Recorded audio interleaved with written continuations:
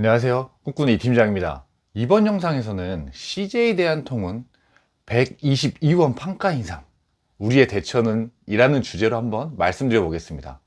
CJ 대한통운과 택배 거래를 하시는 업체들은 다 아마 그 인상 공지를 받으셨을 거예요. 122원이 오른다. 뭐 극소는 100원이 오르고요. 소형은 200원 오르고요. 뭐 중형은 뭐 200원, 300원 오르고요. 뭐 이런 아마 공지를 받으셨을 거예요. CJ 대한통운 택배 가격이 또 인상된다는 거죠. 그런데 이게 CJ 대한통운으로 끝날까요? 보통은 그렇습니다. CJ 대한통운이 마켓시어 거의 50% 조금 안 되는 한 46% 정도를 차지하고 있기 때문에 CJ 대한통운이 먼저 인상하면요, 한진, 롯데, 로젠 다 몇 개월 뒤에 따라갑니다.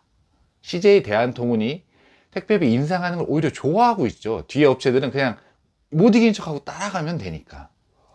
그래서 이 판가 인상이 이게 CJ 대한통운만의 문제는 아닐 겁니다. 또 롯데, 한진, 로젠 등도 다 택배비가 오를 거예요. 아니, 택배비가 매번 이렇게 오르니까요, 판매자 입장에서는 너무 힘들죠. 뭐 이게 소비자, 그러니까 그 판매자가 아닌 이런 객관적으로 봤을 때는 택배비가 너무 우리나라가 저렴하긴 합니다. 너무 싸긴 하잖아요. 그래서 올라야 되는 게 맞긴 한데, 그럼에도 불구하고 우리는 온라인 판매자잖아. 이게 122원이 오르면, 예를 들면 100원이 올랐다고 해보시죠. 하루에 대략적으로 500개 정도 평균 나가는 업체가 있다면 한 달 정도면 10,000개 정도 나갈 겁니다. 근데 10,000개 정도 택배 수량이 있는데 100원만 올라도요, 한 달에 100만 원씩 더 추가 지불을 해야 돼요. 2만 개 나가는 업체는요, 100원 오르면 200만 원을 한 달에 추가 지출해야 돼요. 그러면 직원 한 명 혹은 알바 한 명을 더 쓸 수 있는 그 금액이 그냥 택배비 인상으로 인해서 나가게 되는 거죠. 이게 생각보다 큰 부담입니다. 원래 나가던 것보다 더 나가는 거니까요. 아니, 원래부터 높았으면 우리가 원래 비용이라고 생각하지만 사람이 심리적으로 원래는 낮았는데 이게 100원, 200원 이렇게 높아지다 보니까 이런 현상이 발생을 하는 거죠. 이게 비단 이번 올해만의 문제 아니라 작년에도 올렸어요. 그 CJ 대한통운은요. 요새 계속 올리고 있잖아요. 그래서 그 전보다 택배비가 상당히 많이 올랐습니다. 뭐 택배 기사님들 처우나 이런 것들 때문에 올라야 되는 거 어느 정도 인정합니다만, 판매자 입장에서 아쉬운 건 사실. 자, 그럼 우리는 이게 어떻게 대처해야 될까요? CJ 대한통운만 이용하시는 업체들 많으실 거예요. 근데 우리 많이 당해봤잖아요. CJ 대한통운 양치기 소년처럼. 아니, 작년에도 파업을 그렇게 몇 번 해서 그렇게 고생시키더니 올 초에 완전 그냥 피크를 찍었잖아요. 파업 정말 심하게 해서 저희 업체 같은 경우는요, 뭐 천지택배, 제가 그 천지택배라고 이런 그 처음 들어본 업체와도 막 거래하고 로젠도 막 하고 그랬었는데, 결과적으로는 우리는 CJ 대한통운만 하나만 지금 하고 계신 업체들 같은 경우 어느 정도 수량이 된다면 이걸 좀 이원화 시켜 놓으셔야 됩니다. 그리고 코드만이라도 따 놓으셔야 돼요. 롯데나 한진이나 로젠이나 코드만이라도 따 놓고 그냥 정말 소량만 보내는 거예요. 어떤 한 상품만 그쪽으로. 그래서 그냥 그 코드만 유지하는 형태로 하셔도 될 것 같습니다. 그래서 많이를 좀 대비를 해야죠. 그리고 만약에 이쪽에서 이제 경쟁을 시키는 거예요. 이게 어디나 여러분들 한 업체만 보다 보면 그 업체가 여러분들한테 잘 안 해줍니다. 이 두 업체를 같이 갖고 있어야 여러분들이 비교 견적을 받아볼 수가 있어요. 오늘 이번에 CJ 대한통운 이만큼 올랐네. 그러면 다른 데 견적을 받아보시고, 옮기려면 언제든지 옮길 수 있게 편하게 해놔야 될 거 아니에요. 그래야 우리가 심리적 저항이 덜 할 거 아니에요. 이거 이렇게 옮기려면, CJ 대한통운에서 한진, 롯데로 옮기려면 이거 이 프로그램도 바꿔야 되고 정말 힘든데? 라고 하지만 우리가 두 개를 같이 갖고 하다 보면 옮기는 건 너무 자연스럽게 할 수 있죠. 그래서 코드는 최소한 두 개, 혹은 많게는 또 세 개 정도까지 유지하셔도 될 것 같습니다. 수량이 된다면. 택배 수량이 안 되시는 분들도 두 개를 코드를 한번 같이 따놓고 한번 비교를 해보셔도 좋을 것 같다는 생각이 들어요. 판가 인상 안 그래도 힘든데 경기도 어려워서 지금 판매량도 좀 많이 줄었는데, 이 택배비까지 122원이 오른다고 하니까 좀 씁쓸합니다. 제가 CJ 대한통운 쪽에 잘하는 지인이 있어요. 좀 핵심 부서 쪽에. 그래서 그쪽 이제 가끔씩 만나서 얘기들 이것저것 하는데요. 어제 이제 좀 얘기를 좀 했습니다. 근데 CJ 대한통운이요, 지금 마켓이 한 46% 정도를 차지하고 있어요. 택배 쪽에서요. 그런데 쿠팡 물량까지 만약에 택배라고 친다면 그 전체 점유율 30%대로 떨어집니다. 38%? 뭐 이렇게. 그러니까 예전에 압도적인 그 느낌은 아니에요. CJ 대한통운이. 왜 그러냐면 쿠팡 때문에 그렇습니다. 쿠팡의 물동량이 점점 커지고 있고요. 그리고 몇 년 전부터, 2, 3년 전부터 CJ 대한통운이요, 뭐 한진, 롯데 이런 쪽을 이제 경쟁자로 계속 언급을 하는 게 아니라 수뇌부들은 계속 쿠팡 쟤네 잡아야지, 쿠팡은 저렇게 하는데, 이러면서 CJ 대한통운이 계속 쿠팡을 경쟁 상대로 인식하고 자꾸 인식을 하고 있다는 거죠.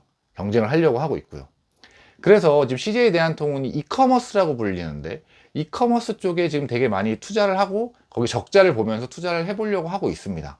이커머스 쪽이라는 거는 뭐 네이버랑 같이 하는 풀필먼트 서비스도 그럴 수 있고요. 개인 택배, 그러니까 저희 같은 업체랑 계약을 해서 하는 택배가 아니라 이커머스, 네이버 같은 그런 풀필먼트 서비스를 한다거나 아니면 마켓 관리와 뭔가 한다거나 뭐 이런 것들 이커머스라고 하더라고요. 그쪽에서는. 그래서 그 이커머스 사업부와 적자를 봄에도 불구하고 투자를 계속 하고 있죠. 그런데 제가 CJ 대한통운 관계자한테 들은 내용은, 이 CJ 대한통운 같이 이런 회사들 같은 경우 오너가 있고 그 밑에 이제 대표이사가, 오너가 임명을 해서 이제 대표이사들이 올 거 아니에요. 그런데 그 대표이사들이 임기가 몇 년이냐, 뭐 2년 3년 이럴 거잖아요.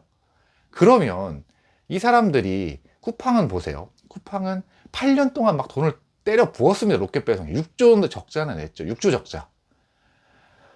근데 이 지금 CJ 대한통운 이커머스 쪽에 적자를 보겠다, 계획된 적자다 라고 하면서 가고 있지만 2, 3년 동안 나는 대표이사인데, 내가 대표이사인데 수치가 안 나와요. 뭐 물론 계획은 했지만 1년 지나고 2년이 지나면 이거에 대해서 쫄 수밖에 없고요. 아니, 내가 지금 대표이사로 있는 이 상황에서 뭔가 숫자로 위에 오너한테 보여줘야 되는데, 내가 와서 개선된 숫자를 보여줘야 되는데, 이 이커머스, CJ 대한통운의 이커머스 사업부 때문에 내가 좋은 숫자를 못 보여준다?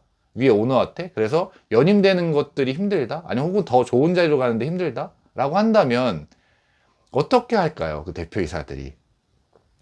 그러니까 그 쿠팡처럼 계획된 적자라고 하지만 실제 그렇게 더 적극적으로 투자를 할 수가 없는 여건인 거예요. CJ 대한통운은. 그래서 결국은 쿠팡과 CJ 대한통운은 경쟁이 잘 되지 않을 거다. 그리고 진짜 안타깝지만 CJ 대한통운은 점점 떨어져, 저는 쿠팡이 계속 올라갈 거다라고 생각을 해요. 근데 올해 3분기 실적만 보면요, 그냥 매출 빼놓고 영업이익만 보면 쿠팡이 1,000억 정도의 영업이익을 냈어요. 근데 CJ 대한통운도 그 비슷한 수치, 1,000억보다 좀 더 높긴 하지만 1,100억인가요? 이 정도의 영업이익을 냈어요. 자, 이제는 영업이익 수치가 비슷해졌어요. 근데 쿠팡은 그 CJ 대한통운은 이 택배뿐만이 아니라요, 다른 물류, 뭐 항만이라든지 이런 거 다 합쳐가지고 1,000억인 거고, 쿠팡은 물론 그 커머스가 있으니까 다 합쳐서 이게 1,000억인데, 이 지금 규모가, 지금 영업이익 규모가 이제 비슷해진 거죠. 두 업체가. 어떻게 보면 경쟁 상대라고 보긴 좀 어렵지만, 이미 물류 업체들, CJ 대한통운이나 한진, 롯데는요, 쿠팡을 다 그 경쟁자로 생각을 하고 있고, 그리고 쿠팡을 계속 견제하고 있죠. 우리 쿠팡의 물동량이 커지는 거에 대해서 엄청나게 견제를 하고 있어요.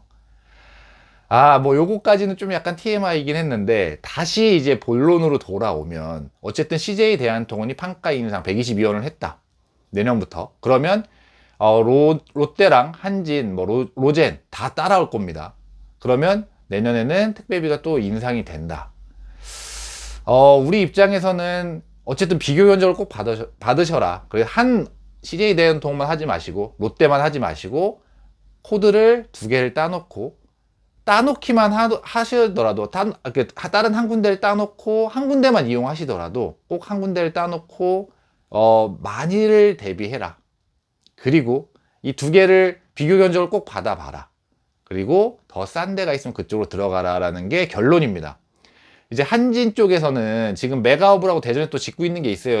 내년 말에 이제 완공이 된다고 하는데, 이런 메가센터들이 지어지면 어떤 현상이 생기냐면요, 여기에다가 물량을 채워 넣어야 돼요. 근데 아직 한진 입장에서는 자기들 원래 물량으로만 여기를 채울 수가 없어요. 그러면 어떻게 할까요? 결국 판가를 그때는 또 다운시킬 겁니다. 그리고 이제 이 마켓시를 어느 정도 차지하는지 그 싸움이 또 들어가겠죠. 그럼 한 군데가 또 이런 식으로 경쟁이 들어가면 한진이 만약에 그걸 다운시켜서 들어간다. 그러면 CJ, 롯데 다 같이 들어가겠죠. 그때 내년 말쯤이면 또 택배비가 한번 내려가지 않을까 개인적으로는 그렇게 생각을 합니다. 뭐 이게 어떻게 될지는 사실 그때 가봐야지 알겠지만 어쨌든 메가업이라는 게 생기면 또 그런 현상이 있더라고요. 그래서 이런 것도 한번 생각을 해보시고, 그리고 또 하나 여러분들이 좀 참고를 하셔야 될 건 CJ 대한통운 쪽에서 파업 때문에 너무 고생을 많이 했잖아요. 그래서 별동대를 만들었습니다. 그러니까 별동대라는 건 그냥 직영 택배기사를 300명을 더 고용을 했어요. 그 택배 그 파업 올 초에 좀 심했던 이후에. 그리고 그 직영 택배기사 300명을 각 지사별로 이렇게 뿌렸죠. 그런데 처음 계약할 때 이 사람들한테는 니네 만약에 우리 쪽에서 택배 파업이 일어나면 니네 전국적으로 어디든 파견될 수 있다. 이런 식으로 해서 계약을 한 상태인 거죠. 그 약간 소잃고 외양간 고친 거죠. 예, 원래 그 CJ 대한통운 내부적으로는 그 전부터 이런 별동대를 좀 운영하자라고 얘기가 되게 많이 나왔다고 합니다. 그런데 계속적으로 이게 파업이 일어나지 않으면 이 사람들이 되게 비효율적인 사람들이 돼버리니까 계속적으로 위쪽에서는 컷을 한 거예요. 그런 의견이 계속 나왔음에도 불구하고. 그런데 올 초에 너무 크게 파업이 터져서 자기네들이 피해를 많이 보다 보니까 이 별동대를 바로 300명을 조직을 한 겁니다. 그런데 또 문제는 뭐다? 별동대를 조직했는데 또 이제 파업이 없다, 생각보다. 그래서 지금 이 사람들이 되게 비효율적으로 운영되고 있다고 합니다. 뭐 직영 택배기사인데 하루에 배달하는 게 뭐 20개? 30개도 안 되고 막 이런다고 해요. 그럼 정말 할 게 없잖아요. 이 파업을 대비해서 한 사람들인데 오히려 지금 CJ 대한통운이 그 파업 이후에 쿠팡의 물량도 많이 뺏기고 해서 물량이 확 줄어가지고요. 이제 노조들이 물량이 없다 보니까 잘 나온대요. 토요일 날도. 원래 토요일 날도 뭐 배달 안 하고 이렇게 한다고 했었는데, 아니, 이제 배달 물량이 없고 자기들 돈 벌어야 되니까 토요일 날도 잘 나오고 문제도 없고 파업도 안 하고. 이 참 결국 이렇게 된 거죠. 손해는 누가 봤냐? 뭐 CJ 대한통운도 봤지만 그 파업하신 분들도 봤고요. 기사분들도. 그리고 우리도 봤습니다. 온라인 판매자들. 우리 그때 얼마나 힘들었습니까? CJ 대한통운 하시던 분들. 네, 어쨌든 CJ 대한통운이 판가를 인상을 하니까 다른 택배사들도 판가 인상을 할 겁니다. 그거에서 대비해서 꼭 코드는 이원화 해 놓으시고, 또 어느 한 군데가 파업하더라도 빠르게 옮길 수 있는 그런 체제는 좀 만들어 놓으시면 좋을 것 같다는 생각을 하고요. 그리고 매년 다른 업체들, 경쟁 업체들 판가에 따라서 비교 견적을 꼭 항상 받아보셨으면 좋겠어요. 그래서 우리는 한 달에 몇 건 하는데 니네 얼마까지 해줄 수 있냐? 라고 해서 협의를 좀 해서, 그래도 매년에 한 달에 한 번, 한 달에 한 번은 힘들겠죠. 1년에 한 번 정도는 한번 비교 견적을 받아보고, 그 다음에 혹시 이게 차이가 많이 난다 라고 한다면 그쪽으로 바로 좀 이동도 해보고, 또 그 다음에 또 다시 돌아와 보기도 하고, 이런 것들을 좀 하셨으면 좋겠어요. 그런 걸 안 어려워 하셨으면 좋겠습니다. 왜냐하면 이제는 그런 100원, 200원, 택배비의 100원, 200원 차이가 우리한테는 정말 큰, 어떻게 보면 강점이자 자산이 될 수 있거든요. 네, 오늘은 제가 두서없이 CJ 대한통운의 판가 인상에 대해서 얘기를 해봤고, 그리고 우리 온라인 판매자로서는 어떻게 대처를 해야 될까 얘기를 해봤습니다. 오늘 제 영상이 여러분들한테 도움이 되셨다면 좋아요랑 구독 눌러주시면 저한테 큰 힘이 됩니다. 다음번에는 더 좋은 영상으로 찾아뵐 수 있도록 하겠습니다. 이상 꿈꾸는 이 팀장이었습니다. 감사합니다.